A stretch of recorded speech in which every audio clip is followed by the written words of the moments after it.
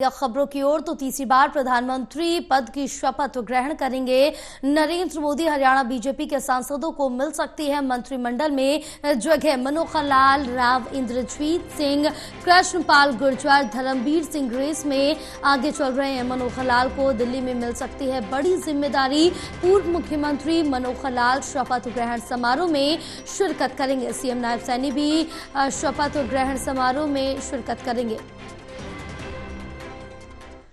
तो इस वक्त की बड़ी खबर आप तक पहुंचा रहे हैं, जहां सीएम नायब सैनी भी शपथ ग्रहण समारोह में शिरकत करेंगे। बड़ी अपडेट आप तक पहुंचा रहे हैं, जहां मनोहर लाल, राव इंद्रजीत सिंह को बड़ी जिम्मेदारी मिल सकती है। इस वक्त की बड़ी अपडेट जो आपको बताते चले कि आज तीसरी बार प्रधानमंत्री पद की शपथ ग्रहण करेंगे नरेंद्र मोदी। तीसरी बार प्रधानमंत्री पद की शपथ लेने जा रहे। शाम 7 बजे के आसपास जो कार्यक्रम है वो शुरू होगा। शपथ ग्रहण करेंगे। हरियाणा बीजेपी के सांसदों को भी मंत्रिमंडल में जगह मिल सकती है। मनोहर लाल, राव इंद्रजीत सिंह, कृष्णपाल गुर्जर, धर्मवीर सिंह रेस में आगे चल रहे हैं।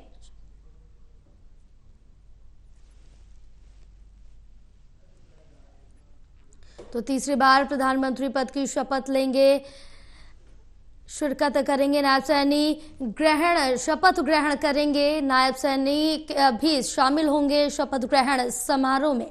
तो बड़ी अपडेट आप तक पहुंचा रहे हैं, जहां मनोहर लाल, राव इंद्रजीत सिंह, कृष्णपाल गुर्जर, धर्मवीर सिंह रेस में आगे चल रहे हैं। इनके नाम मंत्रिमंडल में शामिल हो सकते हैं। मनोहर लाल को दिल्ली में मिल सकती है बड़ी जिम्मेदारी। हमारे साथ हमारे सहयोगी रिया राय जुड़ी हुई हैं और साथ जानकारी लेंगे।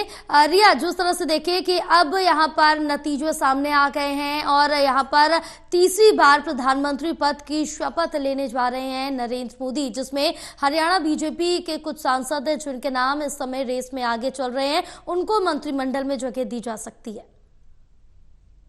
जी बिल्कुल, देखिए जयपाल, जिस तरीके से हम देख रहे हैं कि आज जो लोकसभा चुनाव हुआ उसका समापन हुआ। समापन के बाद आज काफ़ी खास दिन है, क्योंकि एक बार फिर से तीसरी बार आप कह सकते हैं कि देश के प्रधानमंत्री नरेंद्र मोदी शपथ लेते नजर आएंगे। ये ऐसा दूसरी बार ऐसा होगा जब कोई प्रधानमंत्री तीसरी बार शपथ लेते हुए नजर आएंगे। यानी कि अभी इससे पहले हमने देखा था कि ये जो रिकॉर्ड है लगातार तीसरी बार प्रधानमंत्री बनने का, वो जवाहरलाल नेहरू के माध्यम से ही देखने को मिला था। उसके बाद दूसरा जो नाम है ऐतिहासिक पन्नों में, वो प्रधानमंत्री नरेंद्र मोदी का दर्ज होता नजर आएगा। ऐसे में जब प्रधानमंत्री नरेंद्र मोदी आज शपथ लेंगे तो उनके साथ में एक बड़ा जो पूरी एनडीए है उसका मंत्रिमंडल वहां पर शामिल होगा। उसमें तमाम जो नेतागण हैं जिन्होंने विजय हासिल की है, उनकी मौजूदगी वहां पर होने वाली है। वहीं पर अगर देखें तो इस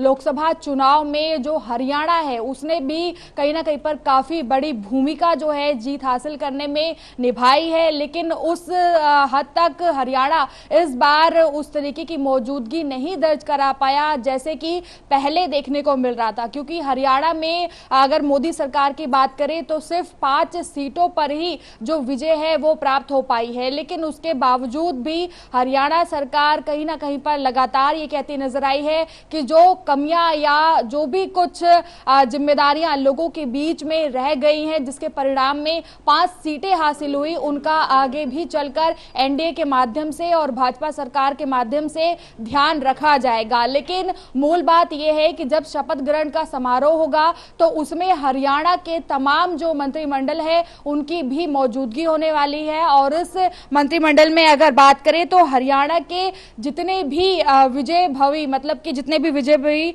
सांसद हैं उनकी मौजूदगी भी वहां पर होगी। जिनकी रेस में मनोहर लाल खट्टर, जो कि पूर्व सीएम रह चुके हैं हरियाणा के, और इसके अलावा राव इंद्रजीत, कृष्णपाल गुर्जर और धर्मवीर सिंह, ये सभी रेस में हैं, जिन्हें की मंत्रिमंडल में एक बड़ी जिम्मेदारी जो है वो मिलने की भी संभावना है। अभी फिलहाल अगर वर्तमान में देखेंगी तो यहाँ के हरियाणा के जो सीएम है नायब सैनी, उन्हें भी कोई ना कोई नई जिम्मेदारी जो है वो बड़े स्तर पर मिल सकती है। इस तरीके की अभी जानकारी हासिल हो रही है। लेकिन अगर बात करें कि किस तरीके की जो तैयारियां हैं तमाम मंत्रिमंडल को लेकर हो रही हैं, क्योंकि हमने देखा कि काफी समय से ही लगभग जब से समापन हुआ है तब से ही मंत्रिमंडलों की तमाम बैठक होना शुरू हो गई है और उसके अलावा जितने भी मंत्रिमंडल है वो पहुंच रहे हैं, जिनमें सांसद हो या फिर पूर्व सीएम हो, सबकी मौजूदगी देखने को मिली है। और लगातार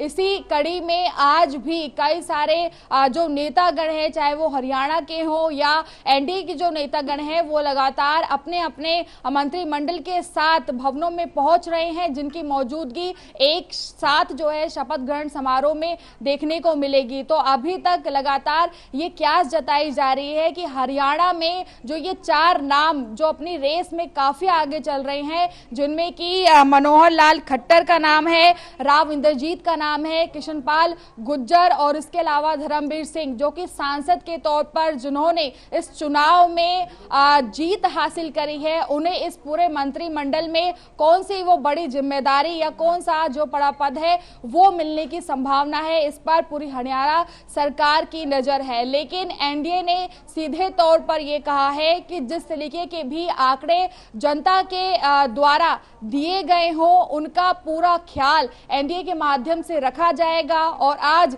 जब शपथ होगी तो सिर्फ देश के प्रधानमंत्री ही नहीं, बल्कि इसके अलावा मंत्रिमंडल में मौजूद जो मंत्री हैं वो भी इस बात की पूरी जिम्मेदारी लेंगे कि आने वाले साल में वो इस तरीके के बेहतर कार्यों को करें, ताकि जो भी नाराजगी इन चुनावों में जनता को देखने को मिली है उस पे कहीं ना कहीं पर विराम लग सके। जयपाल, बिल्कुल, क्योंकि अब जिस तरह से देखें कि ये आज जो यहाँ पर शपथ ग्रहण समारोह, तमाम जो तैयारियां हैं वो भी देखने को मिल रही हैं और इसको लेकर जो सभी नेता सांसद हैं उनका जो पहुंचने का सिलसिला है वो भी शुरू हो जाएगा और शाम को करीब 7:15 बजे शपथ ग्रहण करेंगे और हरियाणा से भी जो मंत्रिमंडल है वो भी पहुंचेगा। देखना होगा किसको कौन सा पद दिया जा सकता है, क्योंकि जो संभावित नाम है रिया वो एक एक करके अब सामने आ चुके हैं, लेकिन उनमें से देखना होगा कि किसको यहाँ पर बड़ी जिम्मेदारी जो या फिर मंत्रिमंडल में जगह है वो किसको दी जा सकती है।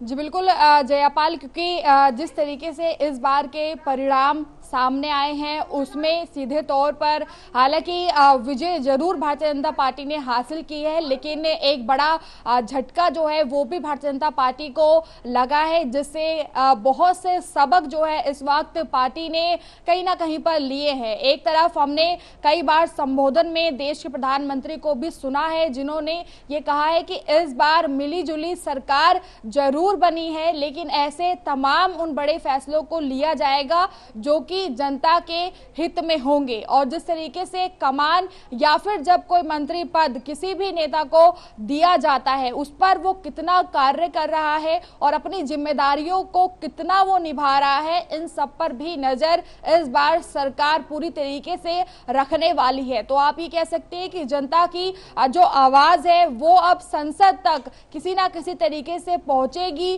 क्योंकि हमने कई बार और कई सारी जनता को लगातार ये कहते सुना भी, जो कि परिणामों में भी निकलकर सामने आया कि बहुत सारी योजनाएं हो, एनडीए की या परियोजनाएं हो जो कि लागू हुई, लेकिन वो धरातल तक नहीं पहुंच पाई और उसी का एक बहुत बड़ा कारण है। कहीं ना कहीं इसका खामियाजा जरूर बीजेपी को रिया भुगतना पड़ा है, क्योंकि 5 सीटों का नुकसान इस बार हुआ है। फिलहाल तमाम जानकारी साझा करने के लिए बहुत शुक्रिया आपका।